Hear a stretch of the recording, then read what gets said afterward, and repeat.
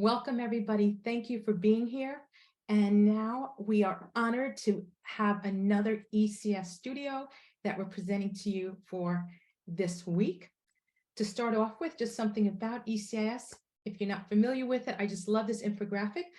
My name, I think most of you know, I'm Nancy Squicciarini from ECIS. I am a facilitator for the organization. And why I love this infographic is because it just shows really the professional learning and the impact ECIS is making. When you look at, there's over 40,000 educators involved with the organization, 85 countries.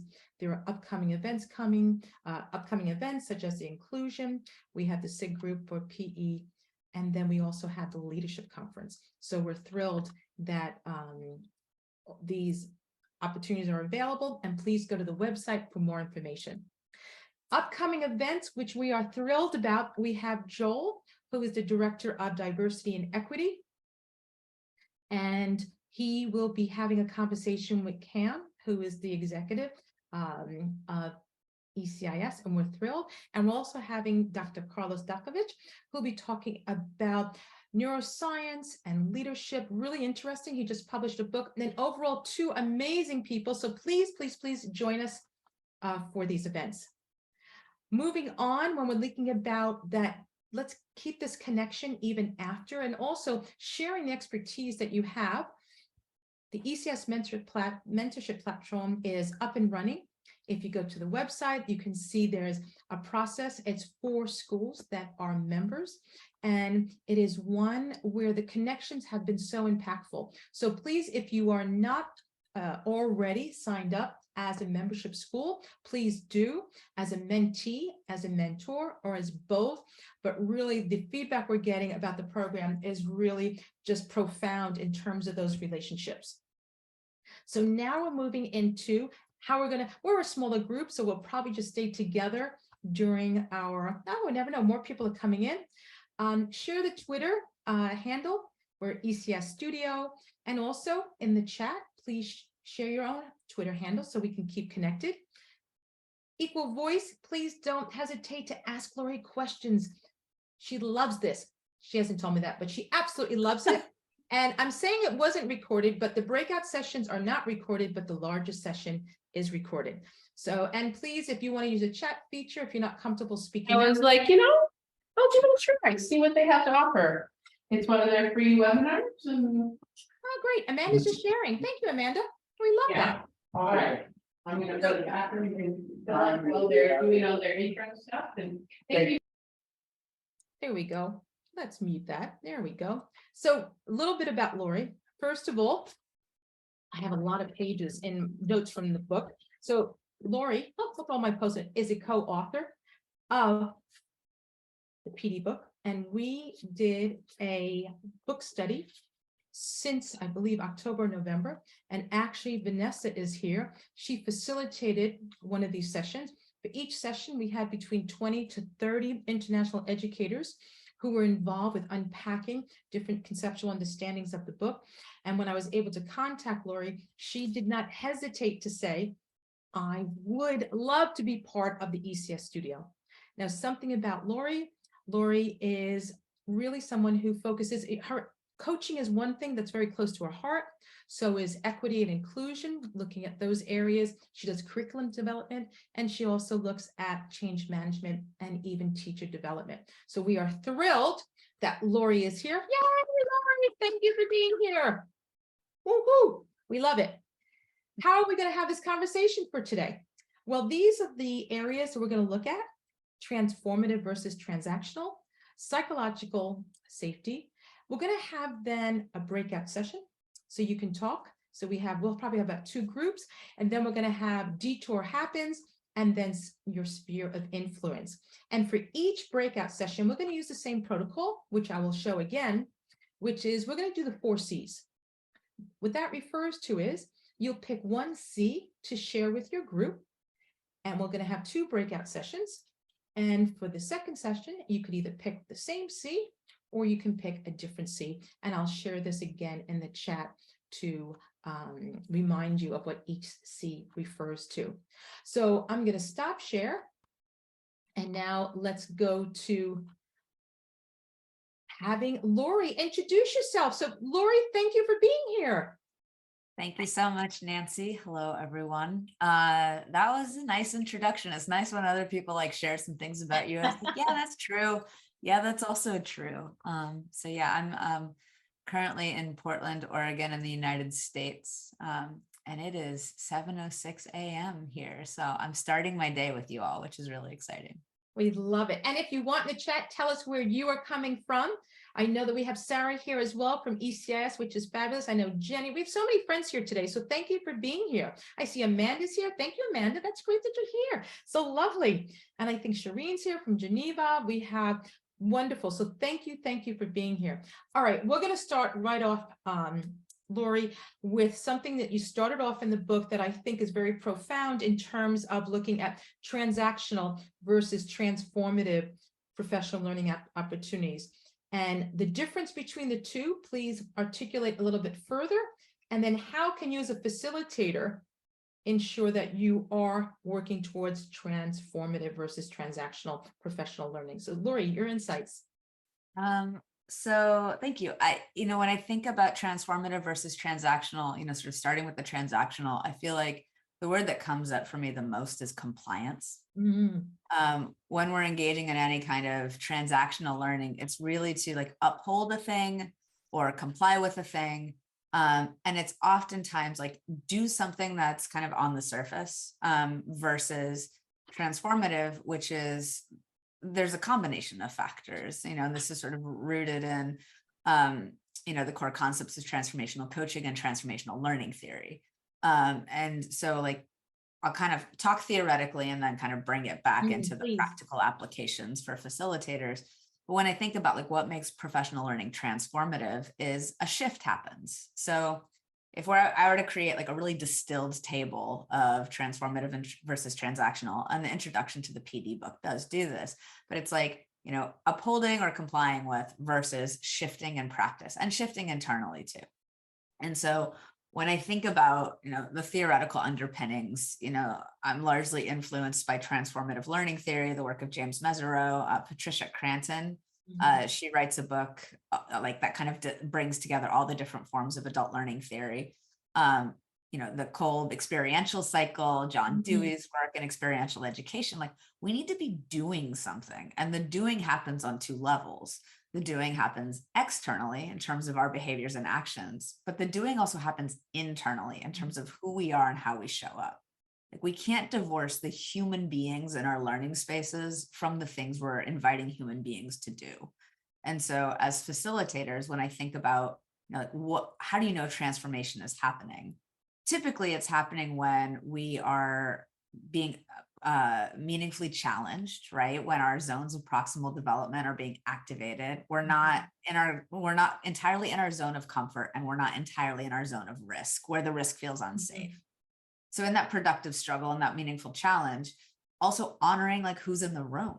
And so how I identify what I'm bringing into a space, like what my day has been like all those factors also play into how we can create conditions for transformation. It's honoring human dignity front and center. And I'll talk about this when I talk about psychological safety as well. And so how do we balance like where we need to go with who's in the room and what we hope will happen? One is providing space for reflection. To what degree are we inviting people to bring their funds of knowledge, their experiences, their backgrounds, their values into the learning space? And how do we invite places for people to reflect? And then the second piece is connection. How do we create the conditions for people to feel connected to one another, connected to the topic, no matter what the topic is? We know from teaching in our classrooms that students will have more of a stake in the learning if they see themselves reflected somehow in the curriculum, and the same is true for adults. If we're rooted in a deep sense of purpose, like why are we doing what we're doing? Ultimately, what is our ultimate goal? And then opportunities to then practice, like let's do some things with the things that we're learning. It's cool that I'm having this great insight based on my reflections. I'm connecting with my colleagues through storytelling. It's cool that I feel a sense of belonging. We want people to feel like they can bring their full selves to the work.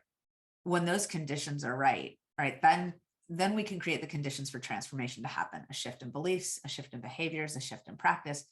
but we also need to transfer that. We need to be able to do something based on what we've learned. Otherwise, we don't actually know if transformation has happened.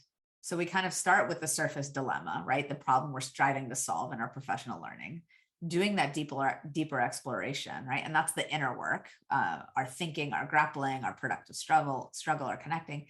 And then we're coming sort of out from that surface, under the surface, back over the surface into, all right, here's what I've just learned how to do. And here's the small bet I'm going to make, or here's the thing I'm going to try. And now I'm going to transfer it to my context.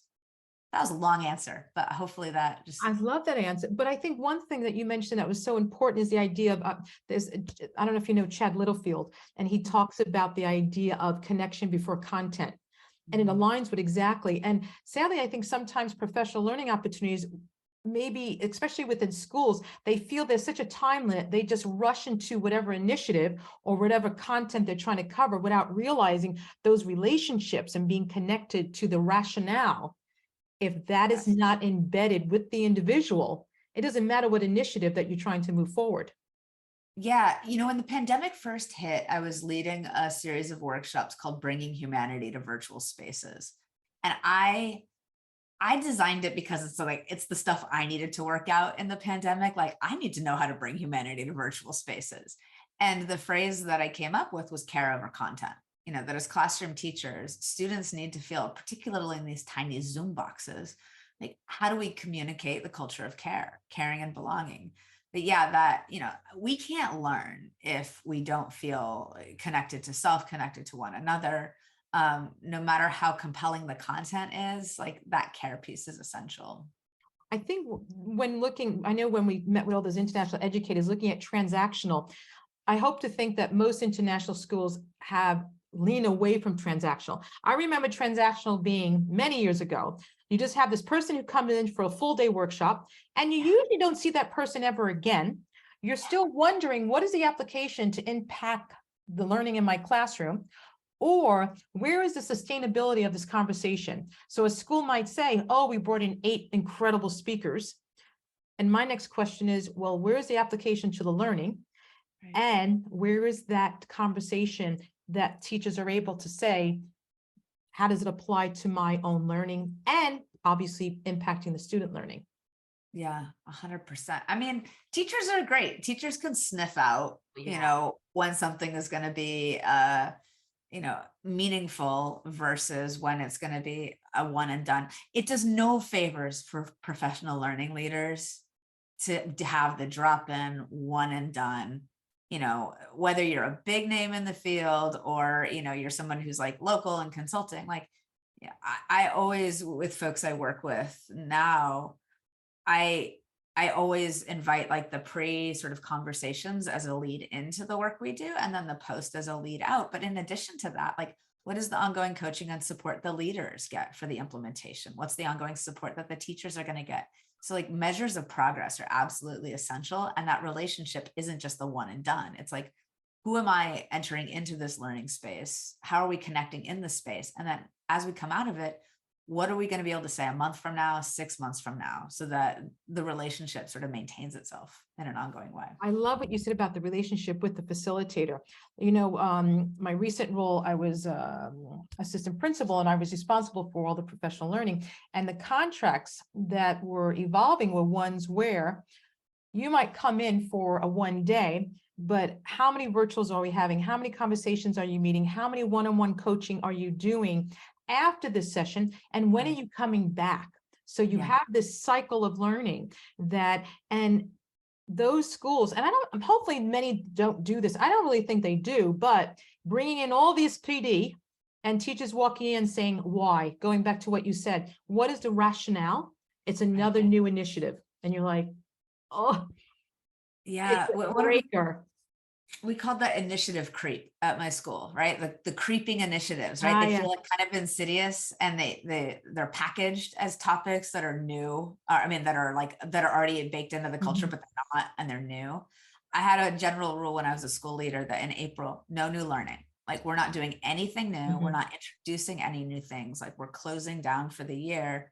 And then in June, we can gear up for the next school year, but we can't, we already know the research shows we can't multitask. So why are we creating conditions in our schools for like these multitasking environments with so many It initiatives? doesn't, I always call it the bright light syndrome. You have these leaders that always get attracted to that bright light, and that's the new initiative. And then once that light has dimmed, oh, they go to the another bright light and another bright light. And you're like, and the staff is just exhausted. They're like, enough with the initiative overload, And what I love is looking at I always think of transactional as that when you were to look at a staff during a staff meeting, they're sitting like this. Like they're just like, why am I here? And Yeah. and you've just mentioned something beautiful, is the idea of your book promoting and providing strategies for that transformative type of professional learning, which I think leads really nicely to the idea of leaders providing that psychological safety within those learning opportunities, because the room that is totally quiet is the one that people are thinking so much, but have that hesitation. So share more about what you wrote about with psychological safety. Yeah, I mean, I feel like, we drew a lot upon, Amy Edmondson's work around, the conditions for psychological safety, and also just thinking too, in terms of the cultures of equity, inclusion, and belonging, like everyone has a different entry point to feeling psychologically safe in a learning space. And, one conclusion we also came to is like, we can't guarantee anybody's safety. We can do what we can to create the conditions for people to feel psychologically safe. So in those conditions, I mean, as a baseline, high levels of trust matter, and trust provides the opportunity to take risks. Trust and opportunity to create risks, or like to take risks, creates that sense of belonging. So like, what do you literally do in a learning space to create psychological safety?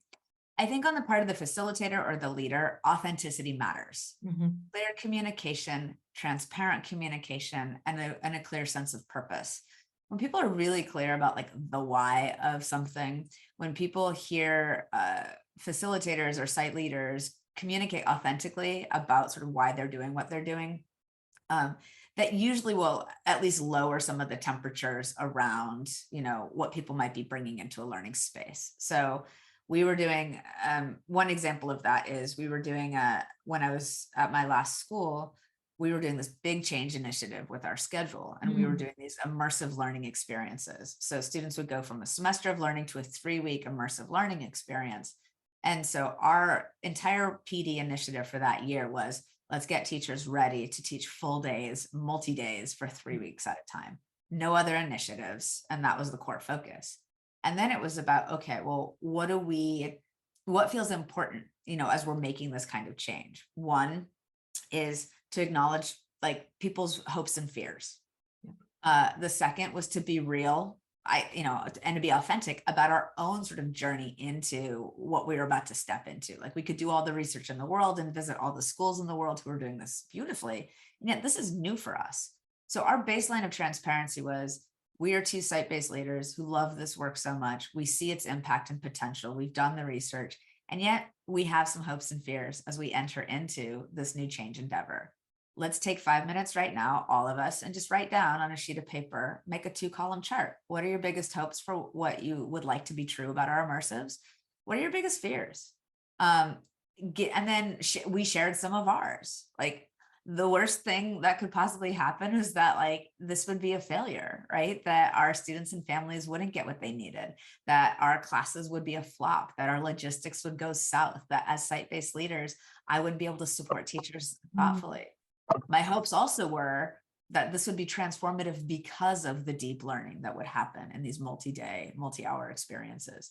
But we started with the hopes and fears, and already that took the temperature down from, this is just one more change, one more initiative, or change is scary, into like, change is human. And the more we humanize the beginnings of this process, it's not going to make it easier, but it's certainly going to make it a more authentic process as we undergo it. So like, that's one example of creating psychological safety. There's so many more. I think I talked earlier about honoring participant dignity, and I want to talk a little bit more about what that actually means. I don't think we are in a place anymore in education or anywhere in the world where we can't bring identity into the conversation. We are continuing to expand our ideas and our definitions of what it means to be human, what it means to be a fully flourishing human being. And that means that we need to tell our stories. We need to talk about our upbringings, our values, our backgrounds, our strengths, how we identify, what matters to us. And so I find too that connecting on some level as human beings is really important. So where might you bring in some storytelling, or where might you bring in some opportunities for people to share some part about themselves that they're willing to share? Like, you don't have to like bare your soul. But I think the human connection piece, like I shared earlier, is also a condition for psychological safety, that I will feel affirmed and valued and seen and cared for as I am, as this human being. And I'm in a space that's safe enough for me to feel like I can be who I am, right? Without the repercussions or implications or fears or shame or blame. And I think that that continues to kind of be both a contentious but a necessary topic for us to take on. As we're trying to be models for young people about what it means to live in this world. Well, I think your idea of just acknowledging the stories that each one of those who are participating in that learning has to be acknowledged. That is, and what resonated with you is, just talking about hopes and fears. Number one, some leaders might pull away from that because they don't want to know the fears. They just want to move ahead with this initiative. It doesn't matter if there's any type of hesitation, they just want to move ahead. So that protocol might be a bit, not one they would welcome, because they're just moving ahead regardless. And you really need to be a certain individual to be able to acknowledge that staff has those fears. And how do you then handle and manage those fears? I think that's a great question. And so two things come to mind. One is, as leaders, we set the emotional standard. Just as students are taking cues from adults in classrooms, our staff members are taking cues from us, like what we avoid, what we step into, what we don't step into, how we apologize when harm happens. Like all of those elements of how we show up matter. So self-knowledge, self-work absolutely matters in how we lead effectively. The second is like, okay, I've shared all my fears. What are you going to do about them? I think that connects to our spheres of control and influence that we'll talk about later. But for now, what I would say is like, think about containers for stuff. And so for people who have a lot of worries, there's these exercises in counseling and psychology around like, 5 minutes of worrying a day, right? That we can't ignore fear. We just can't. But we also don't have to play into fear as absolute reality. So what might we do to create a container for people to acknowledge the fears they have, to be able to like, here's our, we're moving forward with this initiative. It is happening. So the framing matters, right? This is our big change initiative. It is happening. We are launching on January 1st. Still, we recognize that change is scary. So let's take 5 minutes right now and share all of our worries, knowing that like we're going to move forward, and we'll put them in our like, imaginary or literal worry container. Take your biggest fear, write it on a Post-it, put it in this container, right? Set it aside, and stay open. I think there's a lot of ways to sort of create container, like acknowledge what's real and true and create the containers for processing that aren't dismissive of basic human needs and worries. But yeah, I would say we can only barrel forward as much as we are willing to acknowledge the realities that change is hard and scary. And you brought up a good point that this has to be facilitated with using strategies and protocols. And that's where the leadership really has to look at their own skill set and I do believe that facilitation is something that you can learn. You can, hello, we have the book, the book, everybody, but it's one where the leaders need that intentionality of learning these protocols and strategies and working with them. And if they don't work or not, acknowledge it to the staff and say, you know what? I thought this would have a different outcome, but it didn't. But at least showing that you're trying to create this parameters of a safe space and equal voice to allow each one to acknowledge their fears and hesitations that they might have, whatever initiative you're presenting. 100%. Yeah. In equal measure, right? What excites us, right? Where our hopes are, like what we look forward to. Like there's an activity we talk about. I think we talk about this in the book, and I know it's something, when I worked at Bright Morning, and something I've continued in my practice for a number of years, which is previewing the agenda for a session, like giving people a heads up in advance about what's coming is a great way to create psychological safety. The other thing is to prime our brains for right spotting rather than wrong spotting. So how do we get people excited to learn? We might ask people, what are you most looking forward to learning today? Preview the agenda and identify one thing that you're looking forward to. Share it with a partner. Because even that, that sort of shift in perspective, that sort of like, let's see what's possible versus let's tear down this agenda because we're grumpy and tired, right? It does shift our neural pathways. It keeps us at least realistically optimistic about something. Well, I love the idea of just sharing that agenda. What a takeaway. I mean, hopefully schools don't send the agenda the day before a meeting. Hopefully, that it is sent 2 to 3 days ahead of time. And just starting that meeting with that positive mindset. What are you looking forward to? Or which agenda item resonates with you in terms of your own learning? That already sets the tone of being forward thinking. Gloria, you have I think I see a lot of nodding. So I love that people are nodding. I think it's time that they get to connect with each other. And we're going to be using, so we talked about recently just now, psychological safety and transformative versus transactional professional learning opportunities. And how the breakout will work is we are going to use the 4C protocol. And with the 4C protocol, you will pick one C that you would like to share. Is it a connection? Or is it a challenge? Or are we looking at a concept? Or are we looking at any change that you might reflect on that would have a positive impact with your staff? So you will pick one C. We're going to have 2 groups and there'll be 4 in each room. So we're going to be in there for a good, I would say 12 minutes, because we don't want people not to be able to share. The worst is when you're in a room and you only have 3 minutes and not everyone was able to have, as Gloria was saying, equal voice. So Lori's going to pop in. I'll pop in and out as well, but there will be 12 minutes because there's 4 of you in each room. So it gives you some time to say hello and learn from each other, because I always love this collective wisdom. I find that exciting.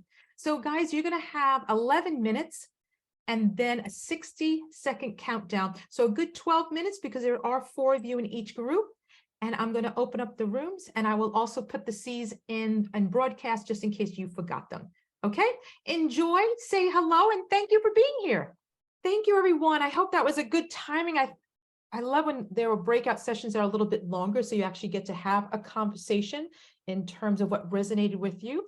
I want to keep those conversations more personal because I know that some people were sharing things that maybe you don't want on a recorded session. So we're going to keep that, and we're going to move on to the next topic, which, Lori, even if we don't have psychological safety, sometimes, and I love how you had, I think it was Roger Detour in the book, or detours do happen in professional learning opportunities. Can you give some more insight on your experience on that? And also, how do you navigate such situations? Yeah, I don't know if I'm going to raise anyone's like heart rates or anything. So I know we've all experienced them, right? Like there's the person, I think the biggest question we get asked, Elena and I would get asked, before we were writing the PD book, is like, how do you deal with resistance, right? That's the thing people want to know, is like, how do you basically like mitigate resistance?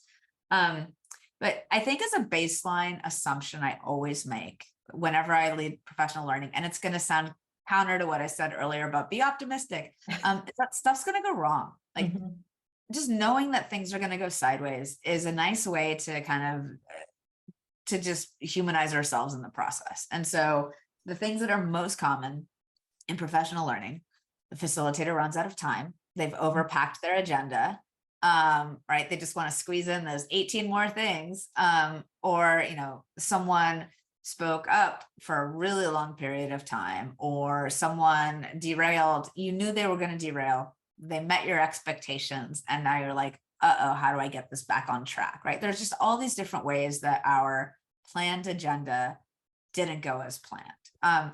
When I assume that to begin with, then that puts 2 things I do. One is I put a lot of primacy on the planning process. That's a lot of P's in a row, I realize. But the phrase that I have in my head is the power is in the planning. So the first thing I do is like high level purpose planning, like what am I ultimately striving to do? Then I design my dream agenda. What are all the things I'd like to do? And then I get realistic. I cut it down by half because I know I'm not going to get through all the things I'd love to do, because, depth is more important than breadth. And then what I do is I create my facilitator agenda where I like identify my key points for each topic. And the things that I want to make sure are super clear are like purpose for every activity, framing for the day, and pacing. How long is it going to take for me to explain this thing? How long is it going to take for people to transition from my explanation to breakouts or to small groups if we're in person? So I think about transition times a lot when I think about pacing. And then I try to break my own agenda, right? I'm like, all right, what I've just written out is actually 2.5 hours when I only have 2. So then I kind of do another round of cutting out. That accounts for the pacing piece. Is I put a lot of time into like, what are the key points I want to say? And I think about like all the facilitator moves from, direct instruction to group interaction to practice to ensure that it feels spacious. I don't want agendas to feel stressful. That's like the timing concern, right? That's the number one challenge. The number 2 challenge, right? The resistors, the derailers, that whether they're psychological safety or not, it's how we perceive resistance and it's how we perceive pushback. And so the first word is perceive. It's the perception of resistance. It might be actual resistance. You might actually have somebody who's like, I'm not doing this. I don't feel safe enough, or this is not what you explained to us, or, there's like literal resistance or people pushing back. But then what I try to do, and this is the coachy part of me, is what am I actually hearing when somebody's saying something resisting, like that they're resisting? Like it's usually a mask for something else. Resistance, I would say 90% of the time, is masking another thing.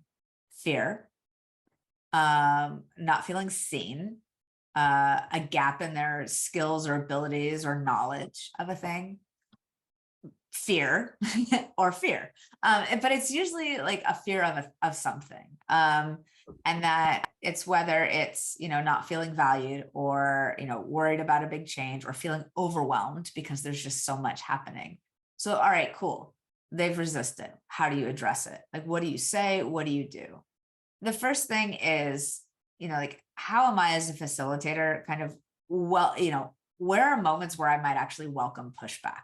Are there places and spaces where in a discussion, you might say, I welcome questions, challenges, similar to what Nancy shared with you all about the 4 C's.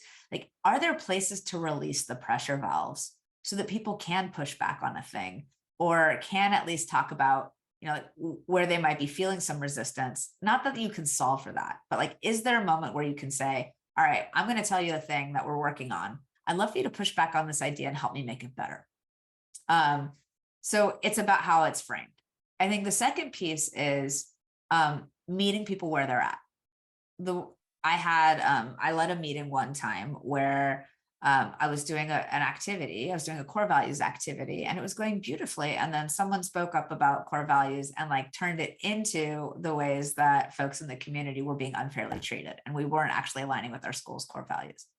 And I was like, wow, I'm like, I really hear you. And and I was an outside leader. And I was like, I recognize it sounds really hard. It sounds like there's a lot of pieces here that we might not be able to skillfully address in this moment.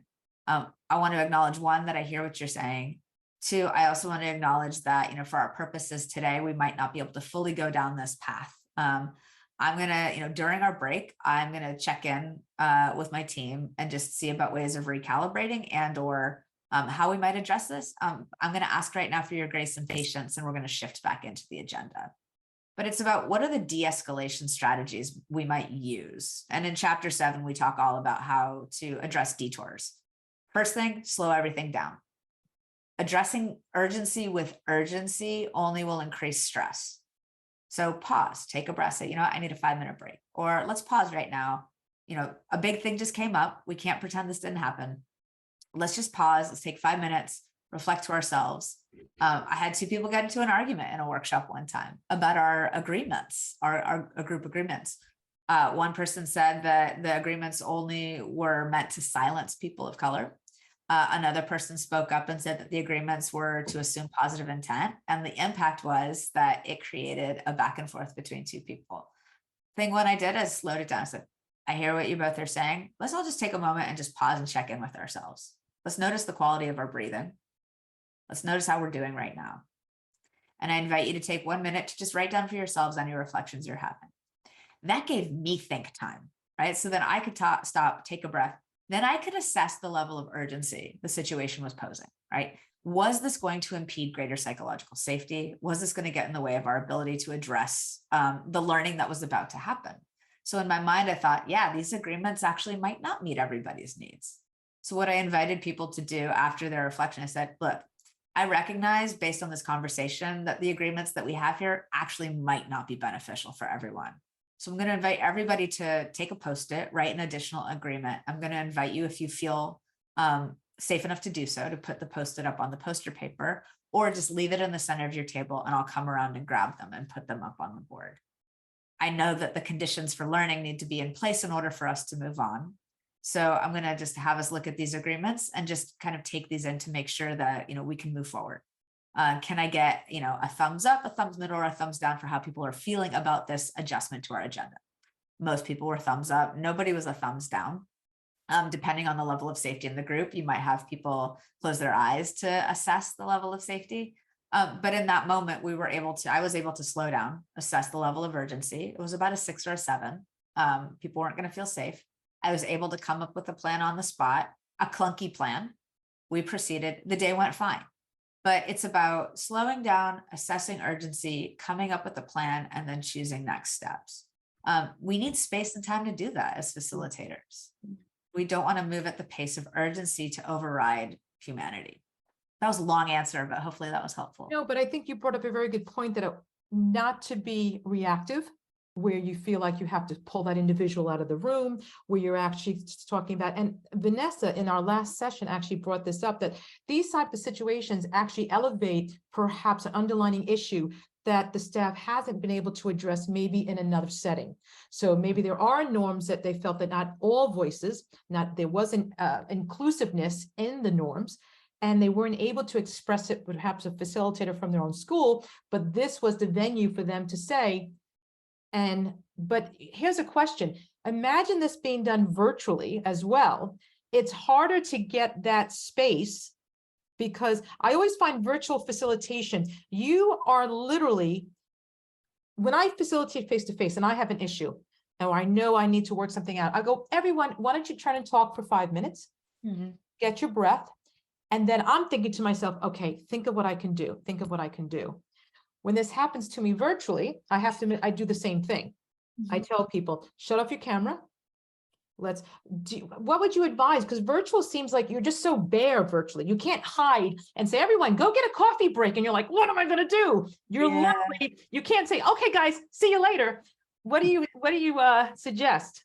Yeah, I would actually build on what you said and say that I think we're just as bare in person, right? I think, yes, right? absolutely. Like then there's like and I think we can use all the same tools virtually, like what you just described. Turn off your cameras. I'm gonna mute all of you. Like, acknowledge my power as a facilitator. As the facilitator, I have a lot of power in a virtual space. I can click here, move there, put you in rooms. Like, I'm basically a magician. So I just let folks know, like, I'm gonna actually put all of us on mute. I'm gonna invite you, if you feel so moved to do so, turn off your cameras.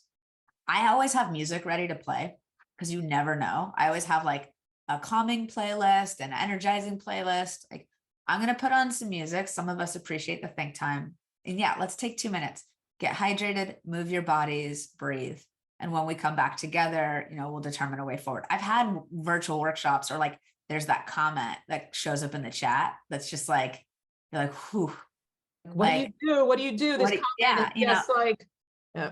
And so like, I'll notice the comment. If I have the benefit of people being in breakouts, then I could like process the comment with my co-facilitator on my own. Or if I see it come up, sometimes I'll just pause and say, I noticed there's a comment that just popped up in the chat.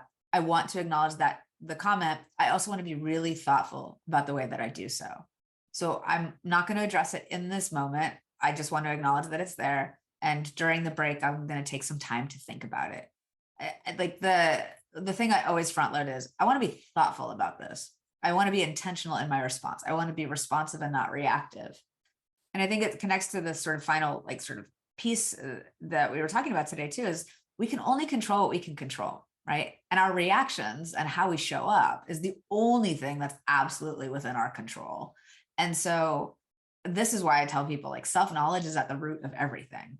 How we show up, how well we know ourselves, our levels of self-awareness matter so that we can pause and say, I need a moment to think about this, or, I'm going to have us take a 2-minute break because I want this, I want you all to feel like, at least in 2 minutes from now, we've got a path forward. I think that intentionality piece, and to say, here's my hope for what will happen, and then to let go of the outcome. That's also important. I just love what you're saying about that intentionality, articulating, I acknowledge where you are, and also saying, I need time to process this as well. I don't have all the answers, and the one thing you really resonate with me was the idea that when somebody does react in such a manner in a professional learning, what is the root cause? What is it that, this one woman taught me this, when the people respond this way, it's either because they don't get it. So that's looking at their own capacity. They don't like it because they're used to doing so, or they just don't like you. Yeah. And I was like, oh my goodness. And they're like, that's the truth of it. They don't get it and they're embarrassed to talk about it. They don't know how to move on with their colleagues. They're embarrassed. They don't like it, or it's just, you have to accept not everyone's going to like you. And I was like, really? I'm like, yep, that's how it is. And I was like, okay, but that helped me with facilitation. When I see somebody who is acting out, I always like it. They don't get it. They don't like it. They don't like me. And I actually use it as a filter. I think it's great. Like, I know I can, I don't know 100%, but I can usually sense when someone doesn't trust me. Yeah. Sense it. Body language, everything. And it's not about me doubling down on trying to get them to trust me, right? If we put all of our energy into the folks who are resisting, then we're ignoring all of the folks in the space who are willfully engaging. It doesn't mean I ignore that person, but it just means I'm like, all right, like I'm noticing this. I don't judge myself. I don't beat myself up for it. I don't try extra hard to be liked and do things that are out of my, that are inauthentic. I just notice it. I'm like, all right, I don't have the full trust of this room. So based on that, here's what I might need to do or think about. But yeah, that was my biggest leadership lesson, was like, they're not all going to like you. No, you need to get used to it. I had one person once say, I didn't like your outfit. I'm like, thank you for sharing. What do you want me to do? Change? I was like, thank you for sharing. That was actually out of the criteria. I don't like it. I don't get it. I don't like you. It was definitely, I don't like you. I'm like, okay, next time I won't wear my clown outfit, Before we go, we only have 5 minutes left. So I would love for you to share. You talked about sphere of influence, but actually just bringing also fear of influence and also bringing it a closure in terms of looking at everybody in this room as a facilitator for professional learning. What would be some strategies that you would say essential in terms of facilitation? What would you recommend? Well, I'll go back to something I said earlier, the powers in the planning, devoting the time to careful and thoughtful planning makes for better facilitation.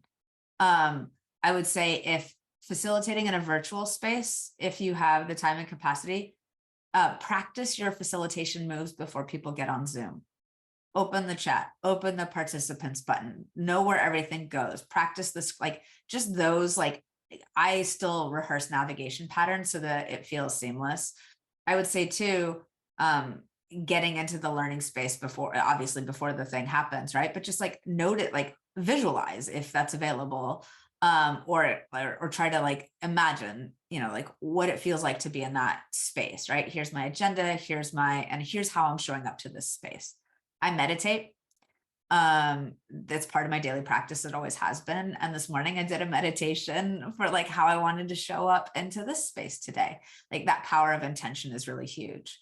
I think in terms of really practical, actionable, right? Make sure that you plan in a way that your facilitator's agenda works for you.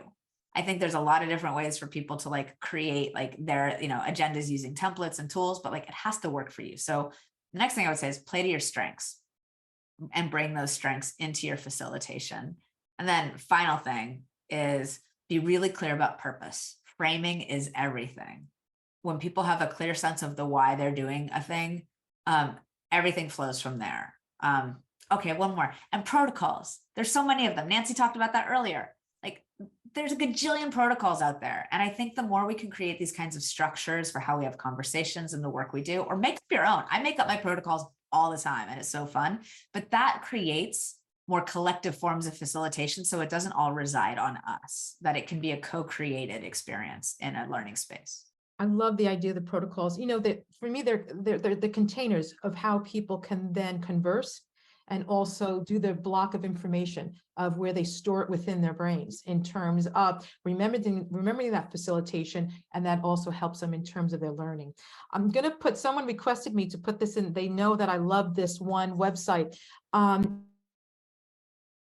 You just muted. Made myself on mute. Know how to navigate Zoom, everybody. It's only been 3 years. There is a link which is referred to as Session Lab. So good. It has every protocol you can think of. It does filters. It does filters according to what you're looking for. What's also powerful is they have templates. Now, if you're not a template person, don't use it. But it is one where it does not make the slides for you. What it does is it frames your thinking in terms of inclusion activity, and then role play or what you're doing. But if it even does it better, you put the timings in and it automatically adds your timing. So if you know you have 90 minutes, it includes that within so it's a lesson plan, and then you convert it to your slides. And I live by it. I mean, Lori, it makes me happy that you use it as well. I love it. I'm going to put a couple more links in the chat for folks, things that I just love. The thinking routines. I think too, the National Equity Project has some really good liberatory design work. I'm a big National School Reform faculty person. I'm going to stop flooding the chat in a moment, but those are just in one of my workshops, when people are sort of bringing in, like they bring in an idea, right? And they get to like workshop it with folks. And I give them like a bunch of links for planning tools, like try this, and give them time to play with the Exactly. tool. You need the time. And this is teachers, I've given this to teacher leaders. It's a very useful site. Now, before we go, everybody, we want this to be transformative learning in terms of there is a change in beliefs, behavior, or a state of being. What will you do tomorrow or the next day regarding what you heard today, and how will it impact you as a facilitator? What will you do? You might say, I'm going to go to Session Lab. I'm going to read chapter 7 that Lori mentioned. What will you do? So could everybody in the chat write, I will, but don't press return yet until we're going to give some people processing time. I will. What will you do next week? Maybe tomorrow. What will you do? We want something that's tangible, hoping that this 1 hour has made an impact in terms of behaviors, beliefs, or a state of being. And when you give me a thumbs up, that means everyone's ready. Oh, we got it done. Thank you. Thank you. Good. I think. All right, everybody, on the count of 3. 1, 2, 3. What will you do? Put in the chat, everyone. Be intentional about learning, showing up. Thinking routines, absolutely. Oh, absolutely explore Session Lab. It's brilliant, and they have many webinars, and I'm actually doing one this weekend on virtual facilitation that's inclusive, about cultures and identity. Absolutely love it. Session Lab, wonderful. Redoing agendas. Everybody, let's please unmute and thank Lori. Yay! Unmute and clap, everybody. We just love it, love it, love it, love it, love it, love it, love it, love it, love it. Thank you, It's been amazing. Thank you so much, Lori. Yeah.